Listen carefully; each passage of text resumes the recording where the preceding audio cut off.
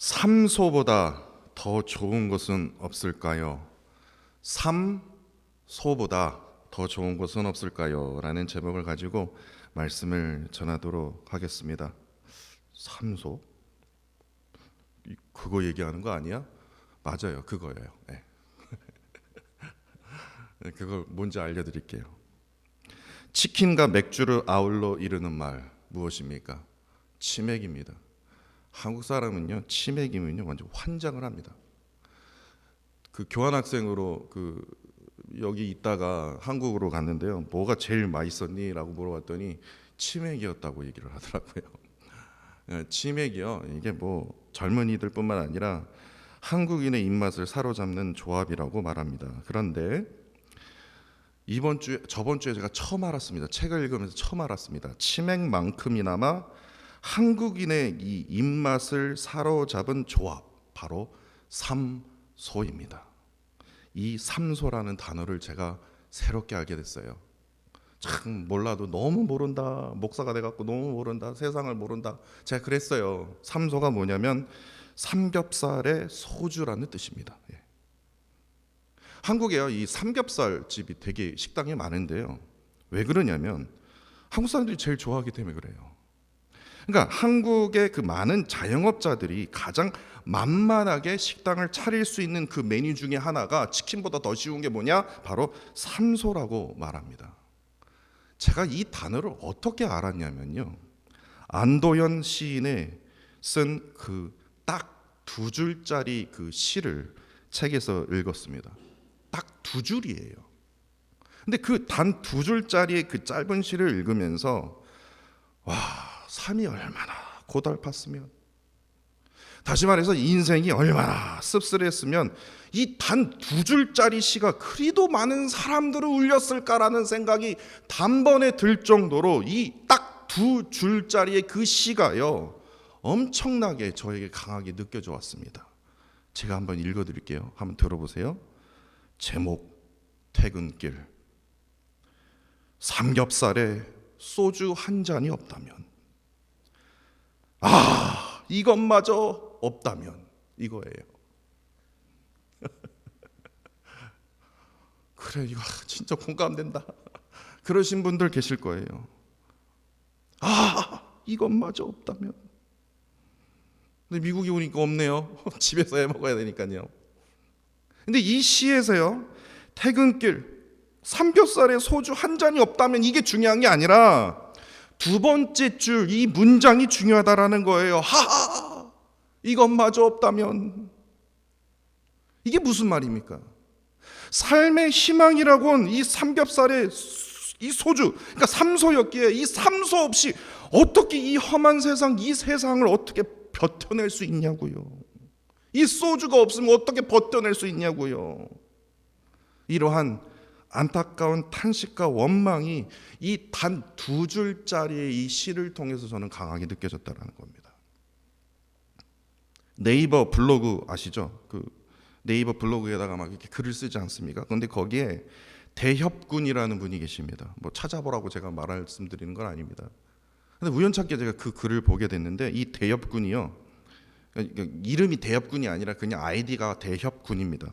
근데 자신의 솔직한 심정을 담긴 그 삼소에 대한 그 글을 보았습니다. 한번 들어보세요. 절대로 술을 입에 대지 않겠다고 했던 내가, 이게 무슨 말이냐면 자기 아버지가 술을 되게 많이 마셔서 야, 나는 절대로 내가 술 안 마신다. 엄마도 항상 나한테 너 술 마시면 안 돼, 너 아버지 꼴 난다, 계속 그래 왔거든요. 그래서 저는 자기가 스스로 그렇게 대접했대요. 절대 술을 입에 대지 않겠다고 했던 내가 삼겹살에 소주를 마시는 모습을 보며 세월의 흐름을 느낀다. 어렸을 적에 그저 빨리 어른이 되고 싶었다. 어른이 되었을 때 삶의 달콤함에 대해 생각했다. 어렸을 때 생각한 어른의 모습은 마냥 달달하기만 한 초콜릿 같았다. 어른이 되면 무조건 그렇게 달달한 초콜릿처럼 살 줄 알았다. 하지만 현실은 결코 달달하지 않았다. 마치 항상 마시는 소주의 이 씁쓸한 맛과 같았다. 무엇 하나 초콜릿같이 달달한 것은 찾을 수가 없었다. 오직 씁쓸한 소주와 같은 삶의 현실이었다. 내가 당장 부딪혀야 하는 이 현실이 참으로 씁쓸했다. 그런 현실이 씁쓸함을 날려보내려 이 씁쓸한 소주를 마셨다. 이 씁쓸한 현실을 잊기 위해서 씁쓸한 소주를 마셔야 한다. 그게 나의 현실이고 내가 살아가는 세상이다. 그렇게 씁쓸한 소주와 함께 내 나이도 자꾸만 흘러갔다. 이러한 글이었습니다. 제가 무슨 안도연 씨와 이게 연결해서 제가 찾은 건 아니었어요. 그 책은 그 책대로, 이 블로그는 블로그대로 하나님 왜 저에게 이걸 보여줬는지는 잘 모르겠습니다. 찾아도 어떻게 이런 글을 읽게 하냐 할 정도로 저 스스로도 놀랐어요. 그런데 하나님께서 저에게 느껴주신 그 부분이 이거라는 거예요. 너무나 안타깝고 목사로서요 가슴 아팠던 부분이 바로 이 부분이었다라는 거예요. 씁쓸한 현실을 잊기 위해서 씁쓸한 소주를 마셔야 한다라는 문장이에요. 얼마나 그분의 삶이 아팠으면, 얼마나 그분의 삶이 쓰라리고 고통스러웠으면 이 씁쓸한 소주 한번 마셔볼까? 에이, 건강해서 좀 참아보지. 이 고민할 필요도 없이요 무작정 뭐예요? 마셔야 한다. 오죽하면 이렇게 말할까? 이러한 생각이 들었다는 겁니다. 그러면서 저에게 또 다른 생각이 드는 게 무슨 생각이었냐면요, 삶을 버티는데 되게 많은 것이 필요할 것 같았거든요. 근데 삶을 버티는데 그리 많은 것들이 필요하지 않는다라는 것을 깨닫게 되었다라는 겁니다. 앞서 소개한 2줄짜리 시를 자세히 살펴보면요, 이것들마저 없었더라면, 이게 아니라 이것마저 없었더라면 이라고 말하지 않습니까? 그것 딱 하나만 있어도요 의외로 버틸 수 있는 게 뭐예요? 우리의 삶이다라고 말하고 있다라는 겁니다. 그렇기에 저는 오늘 설교 제목을 이렇게 정해봤습니다. 삼서보다 더 좋은 건 없을까? 이것마저 없었더라면. 세상 사람들은 하나같이 이거 얘기하는데 치맥을 보면서, 삼서를 보면서 이것마저 없었더라면, 탄식과 원망이 거기에 다 담겨져 있는데 이거보다 더 좋은 것은 없을까? 삼겹살의 소주보다요, 치킨의 맥주보다 더 좋은 게 하나 있어요. 그게 뭐냐? 또 하나님 말하려고 그러는 거죠. 근데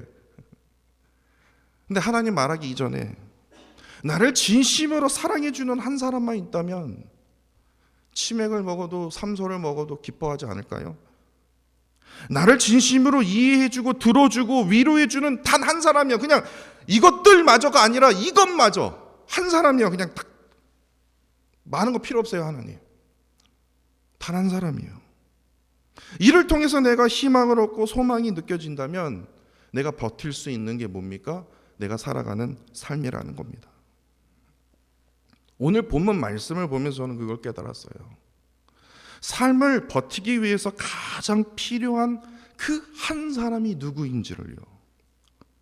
저번 시간에 사도 바울이요 아드라무떼노 배에서요 그 배를 타면서 무엇을 보았습니까? 첫 번째 구브로를 보았습니다. 그 구브로를 통해서 하나님의 놀라운 성령의 역사를 체험했다는 것을 그가 깨달았죠. 또한 자신의 그 고향 다소가 있었던 길리기아, 그것을 보면서 뭡니까? 하나님의 놀라운 그 계획하심, 자신이 태어나기 전부터 하나님께서 이 로마를 향한 하나님의 그 계획, 복음을 향한 그 계획을 이 다소가 있었던 길리기아를 보면서 깨닫게 해주셨죠. 그리고 이 밤빌리아 버가에서 참으로 아픈 그런 사건이 있었지만 하나님의 놀라운 섭리하심으로 뭐합니까? 비록 나는 죄수의 몸이지만 지금 사도 바울은 끝까지 버티면서 유럽을 향해서, 로마를 향해서 복음을 증거하러 지금 향하고 있다는 겁니다. 그것을 깨달았어요. 그것을 저번 시간에 제가 나누지 않았습니까? 그런데 이어서요 사도 바울이요 이집트 곡식과 무려 276명이 지금 타고 있는 알렉산드리아 배에 이제 오르게 되는데, 전에 이 뭇데노 배에서 느꼈던 그 하나님의 엄청난 그 놀라운 그 은혜를 경험했는데, 알렉산드리아 딱 배를 탄 그 순간 무엇을 느꼈냐? 돈에 미쳐 있었던 이 선원들을 느끼게 됐다라는 거예요. 그 선원들의 욕심이요. 근데 그 욕심이 얼마나 과했냐면 강한 맞바람을 싸워가면서 로마로 향해야 된다라는 거예요. 그래서 성경에 보니까 간신히 미앙이라는 도시에 도착을 했어요. 그럼에도 불구하고도 이들은 돈에 미쳐 있기 때문에 무리해서 선원들은 또다시 강한 맞바람과 맞서 싸워서 베닉스로 가려고 했다라는 겁니다. 그게 저번 주에 이제 나누었던 말씀이었습니다. 그러자 오늘 본문 14절을 보시면요, 강한 맞바람이 아니다라는 거예요. 14절에 정확하게 뭐라고 되어 있습니까? 이제는 강한 맞바람보다 더 강력한 유라굴로 광풍을 만나게 됩니다. 유라굴로 광풍이요. 그러면서 오늘 본문 말씀은요, 이 알렉산드리아 배에서요 있었던 일들을 15절부터요 20절까지요 자세히 기록하고 있다라는 겁니다. 한번 살펴볼까요? 15절을 보시면요, 이 유라굴로, 그러니까 유라굴로 광풍이 부는 그 바람에 배가 맞춰갈 수가 없는 거예요. 키를 잡아서요 이 바람에 맞춰서 갈 수가 없는 거예요. 너무 바람이 세니까요. 그러니까 이게 키를 잡았다가는 뭐예요? 이게 키가 부러질 것 같아요. 배의 키가, 방향을 잡는 이 키가 부러지면 어떻게 됐습니까? 배는 완전히 진짜 그야말로 막 그냥 막 아무데나 가버리기 때문에 위험한 순간이기 때문에 키를 그냥 놔두게 된 거예요. 그러니까 광풍이 부는 대로 뭐예요? 그냥 배를 놔두게 되는 어떤 그런 상황까지 이르게 된 겁니다. 그러자 16절을 보세요. 가우다라는 작은 섬에 도착하게 되는데, 야, 이제 살았다가 아니라 참으로 위험한 일들이 벌어집니다. 17절을 보시면 스르디스라고 하는데, 이 스르디스는 우리말로 얘기하면 모래톱입니다. 그러니까 배가요, 그 큰 276명이 탄 그 큰 배가 모래톱에 딱 걸리잖아요. 그럼 걸리면 그 상태에서 막 폭풍우가 막 치고 막 바람이 세게 불면요, 배는 금방 부러지게 되어 있거든요. 그래서 그 모래톱에 배가 걸릴까 두려워하여라고 기록을 하고 있어요. 덜덜덜 떨고 있는 상태입니다. 설상가상으로 오랫동안요 이 풍랑이요 하룻밤 지나면 없어질 줄 알았는데 이틀째가 지나도 계속해서 풍랑이 이게 일어나는 거예요. 그래서 어떠합니까? 선원들은 살기 위해서 자신의 짐을 다 바다에 버립니다. 풀어서 버렸고, 19절에요 이틀째가 아니라 사흘째 되던 날도 계속해서 끊이지 않는 거예요. 그래서 하다못해 이 선원들이요 배의 기구를 버렸다라는 거예요. 그 배의 장비요, 그 장비를 선원들이 자신의 손으로 직접 버릴 만큼 이 유라굴로의 광풍의 그 위력이 엄청났음을 우리가 느끼게 된다는 겁니다. 근데 이보다 더 심각한 문제가 있습니다. 이거는 아무것도 아니에요. 그것이 바로 20절 말씀입니다. 그 당시에는요 나침판이 발명되기 전이거든요. 나침판이 없었어요. 근데 20절에 뭐라고 되어 있습니까? 여러 날 동안 해와 달을 보지 못했다. 이게 왜 엄청난 문제냐면요, 해와 별을 보면서 뭐예요? 배의 방향을 잡을 수 있었거든요. 그러니까 배의 방향을 잡아주는 그 해와 별도 보이지 않는 상태에, 다시 말해서 방향 감각을 완전히 잃어버리는 그 자체가 이 폭풍보다 더 무서운 거예요. 그래서 구원의 여망마저 잃어버리게 만드는, 다시 말해서 살 소망까지도 완전히 끊어져 버리는 그러한 자포자기 상태에 이르게 되었다라는 겁니다. 이게 바로 오늘 본문이 우리에게 지금 가르쳐주고 있다는 거예요. 근데 저는 15절부터 이제 20절을 보면서 이 알렉산드리아 배에서 있었던 그 일들을 자세히 살펴보면서 성도 여러분들은 무엇이 느껴지십니까? 저는요 아까 앞서 말씀드렸듯이요 우리의 씁쓸한 인생이 여기서 보여진다는 거예요. 왜 그런지 모르겠어요. 이제 우리의 삶이구나. 15절부터 20절의 이 말씀이 우리의 씁쓸한 인생처럼 보여진다는 거예요. 씁쓸한 인생을 빗대어서 한번 15절부터 20절을 다시 한번 살펴볼까요? 이렇게 해석이 됩니다. 15절에서요 풍랑, 그냥 유라굴로 풍랑이 아니라 세상의 바람에 맞추어 살았어요.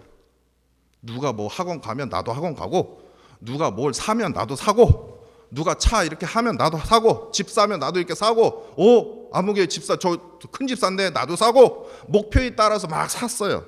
살아갔어요. 세상의 바람에 따라, 세상의 풍랑에 따라 맞춰 살아갔어요. 근데 결국에는요, 맞출 수 없는 지경에 딱 이르게 된 거예요. 무리하면서요. 크레딧 카드는 계속해서 빌은 계속 늘어나고, 이거 언제 갚냐. 세상의 바람에 가는 대로 그냥 막 쫓겨가며 살면서 16절에요, 간신히 하루하루를 힘겹게 살아가고 있었다는 겁니다. 간신히 힘겹게 하루하루를 살아가니 17절에요. 이 17절의 말씀처럼 늘 불안함에 간신히 살아가니까 하루 그냥 메꾸고 살아가니까 그 불안함 속에 뭐예요? 자유했더라. 그렇게 되어 있습니까? 두려워하며 살아갈 수밖에 없다라는 거예요. 세상을 살면 기뻐해야 되는데, 세상을 살면 항상 감사해야 되는데, 세상을 살면 살수록 그 두려움이 계속해서 내 안에 끊이지 않기 때문에 세상의 것들, 다시 말해서 삼소가 없었더라면, 내가 쥐어진 이 돈이 없었더라면, 이 명품백이 없었더라면, 하다못해요, 야, 우리 아들, 귀한 아들, 자식이 없었더라면, 때로는 탄식과 원망으로요, 의미 없이 세월을 너무나 허무하게 18절 말씀처럼 세월을 흘러 보내고 버리고 있다라는 거예요. 결국에 이러한 세월들이 오래가면 오래 갈수록 어떻게 됩니까? 그냥 그 상태에 이어지는 것이 아니라 19절에요. 알렉산드리아 배에서 가장 소중한 뭡니까? 배의 장비를 내버리듯이 나에게 가장 소중한 게 무엇입니까? 내 자존감마저도 내버리게 된다는 거예요. 바닥을 치게 된다는 거예요. 내 인생이 다 그렇지 뭐. 내 인생이 다 이 꼴이지 뭐. 내게 뭐 좋은 게 있겠어. 내가 뭘 할 수 있겠어. 이 나이에, 이 환경에, 이 스펙에 내가 뭘 할 수 있겠어. 근데 더 심각한 건 무엇인 줄 아십니까? 20절이에요. 방향을 알려주는 해도 별도 이제 전혀 보이지 않자 삶의 방향 감각과 삶의 목적까지도 잃어버리게 된다는 거예요. 늘 내 안에 뭡니까? 뭐가 생겨요? 확신성이요. 불확신. 이 불확실성 속에서 뭐예요? 살 소망까지도 끊어져 버리는 아픔과 고통이요, 언젠가 한 번쯤은 찾아오는 게 우리가 살아야 할 인생이라는 겁니다. 저는 그걸 경험해 봤거든요. 저 죽을 뻔했어요. 여러분도 아시다시피 죽었다 살아났어요. 왜 이게 제 눈에 보이는지. 근데 이러한 아픔과 고통의 인생을 살아가는 자들에게 사도 바울이 이렇게 전하고 있지 않습니까? 21절입니다. 그레데에서 떠나지 아니하여, 다시 말해서 그레데에 너가 떠나지 않았더라면, 이 타격과 손상을 면했더라면 좋을 뻔하였느니라. 다시 말해서 하나님의 그 구원이, 그 구원의 손길이 미쳤던 이 미향의 도시, 그 미향의 도시가 바로 그레데거든요. 그 미향의 그레데에 떠나지 않았더라면 그 돈의 욕심에 의해서, 그 욕망에 의해서 너네들이 살아가기 때문에 뭐예요? 이러한 아픔과 고통을 입는 것이다. 하나님의 구원의 손길 안에 있었더라면 이러한 고통이 없었을 텐데. 그러면서 사도 바울은 이렇게 전하고 있습니다. 24절과 25절입니다. 바울아, 두려워하지 말라. 내가 가이사 앞에 서야 하겠고 또 하나님께서 너와 함께 항해하는 자들에게 다 내게 넘겨주셨다 라고 나에게 말씀해 주셨습니다. 그러므로 여러분들은 안심하십시오.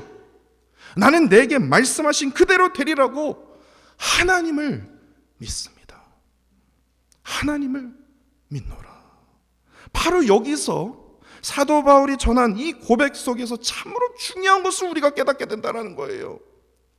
유라굴로 강분처럼요, 거센 세상의 아픔과 고통이 느껴지는 참으로 씁쓸한 소주와 같이 씁쓸한 그 인생이 나에게 엄청나게 큰 것 같죠? 엄청나게 커 보이죠? 그러나 이것은 결코 우리가 믿는 전능하신 하나님보다, 우리가 믿고 있는 그 하나님의 그 말씀보다 결코 크지 않다라는 사실을 여러분들 꼭 반드시 기억해 주십시오. 왜냐하면요, 삼소가 없었더라면, 아니요, 하나님이 없었더라면이라고 고백하게 된다니까요. 다시 말해서 삼소보다 더 좋은 것이 무엇이냐? 전능하신 하나님이시라는 겁니다. 제가 만약에요, 하나님이 아니었더라면요, 저는 이 자리에 쓸 수 없어요. 저는 아직까지도요, 공황장애로, 아주 공황장애 때문에 나 죽으면 어떡해, 나 죽으면 어떡해, 와이프 손 붙들면서 저 그러고 살았을 겁니다.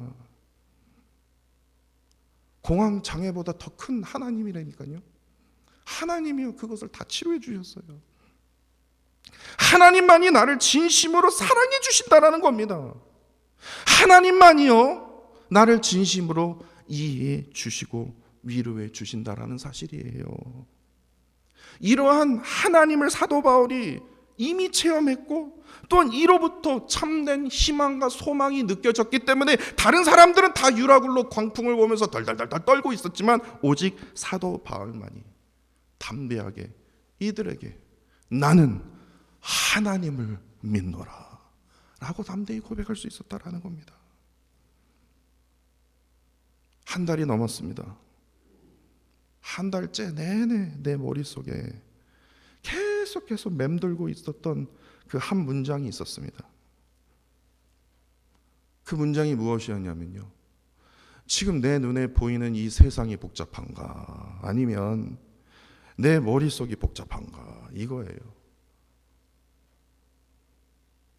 내 눈에 보이는 건 다 복잡하게 보이거든요. 그렇기 때문에 내 머릿속이 복잡한가, 아니면 내 눈에 보이는 세상이 복잡한가, 너무나 답답한 거예요. 그래서 하나님께서 이 말씀을 저에게 주셨는지도 모르겠습니다. 그런데 오늘 본문 말씀을 묵상하면서 하나님께서 저에게 그래 네가 눈에 보이는 거 다 복잡하게 돌아가지. 그렇지만 이보다 더 복잡한 건 너 머리야, 네 마음이야. 네 마음이 지금 너무나도 복잡하게 돌아가고 있어. 이걸 깨닫게 해주셨다라는 겁니다. 다시 말해서 유라굴로 광풍이요, 세상의 광풍이요, 세상의 아픔이요, 물론 그것도 문제이죠. 근데 이게 문제가 아니더라고요. 그 유라굴로 광풍을 바라보고 있는 내 머릿속과 내 마음이 문제다라는 거예요. 그렇다면 복잡하게 돌아가는 이 내 머릿속과 마음을 어떻게 해야 이렇게 잠잠할 수 있냐고요. 저는요, 저 스스로 그 해답을요, 25절 하반절 말씀 속에서 저는 찾게 되었습니다. 사도 바울이 이렇게 말하지 않았습니까? 하나님을 믿노라. 이거예요. 이거밖에 없어요. 이거밖에 없다라는 거예요. 에이, 목사니까 또 뻔한 소리 하네. 예, 맞아요. 근데 그 뻔한 소리를 못하는 게 문제죠. 예. 뻔한데도 못해요. 뻔한데도 왜 그걸 못해요? 할 필요가 없어서요. 한번 해보세요. 하나님을 믿노라. 사도 바울은 했잖아요. 지금 복잡하게 돌아가고 있어요. 유라굴로 광풍 때문에 막 지금 사람들이 이제 살 소망까지도 잃어버린 상태였다라는 거예요. 근데 그 광풍이 문제가 아니라 뭡니까? 내 머릿속, 내 마음이요, 문제라는 거예요. 살 소망까지 잃어버리게 만드는 그 원인이 지금 유라굴로 광풍이 아니라 내 마음이라는 거예요. 내 머릿속이라는 거예요. 살 소망까지 잃어버리는 그 상태에서 하나님께서 내 마음을 잠잠하게 하실 수 있는 것이 무엇입니까? 온전히 하나님만을 붙들 때만이 뭐예요? 이 복잡한 머릿속을 잠잠시킬 수 있다는 겁니다. 복잡한 세상을 바라보는 내 머릿속과 마음이 하나님을 온전히 의지할 때만이 뭐합니까? 잠잠할 수 있었다는 겁니다. 그럴 수 있다는 거예요. 더 나아가 하나님을 향하여 다윗처럼요, 간절히 부르짖을 때, 야, 진짜 해도 너무 할 정도로 부르짖는다 할 정도로요, 다윗은 끊임없이 하나님을 향해서 부르짖었거든요. 근데 그 부르짖을 때마다 다윗은 루저가 된 것이 아니라 다윗을 하나님께서 변화시켜 주셨다라는 거예요. 전보다 더 새롭게 이끌어 주셨다라는 겁니다. 그렇게 결국에요, 내 머릿속과 마음이 얼마나 하나님을 향하여 있는지 이것에 달려있다라는 겁니다. 여기 자리에 모이신 모든 성도 여러분들은 하나님을 믿기에 이 자리에 있는 거 아닙니까? 하나님을 믿는 자라면요, 삼소보다요, 세상의 어느 것보다 제일 먼저 전능하신 하나님만을 바라보시기를 간절히 원합니다. 이를 통해서 앞서 소개한 시의 고백처럼요, 삼소마저 없었더라면 이게 아니라, 하나님마저 없었더라면 내가 이 세상을 어떻게 살 수 있겠습니까?